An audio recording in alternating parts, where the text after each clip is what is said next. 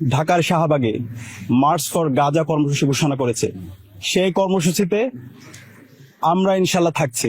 March for গাজাতে আমরা অংশগ্রহণ করছি, আমি নিজে অংশগ্রহণ করব এবং আপনাদেরকে আহ্বান জানাচ্ছি দলমত নির্বিশেষে প্যালেস্টাইন সলিডারিটি মুভমেন্ট যেই মার্চ আয়োজন করছি সেখানে অংশগ্রহণ করার জন্য।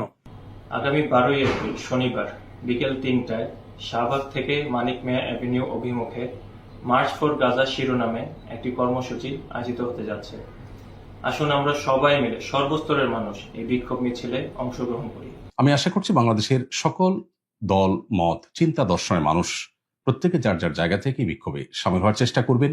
পুরা দেশবাসী দলমত নির্বিশেষে এই জেনোসাইডের বিপক্ষে সকলকে আসার জন্য আহ্বান জানাচ্ছি।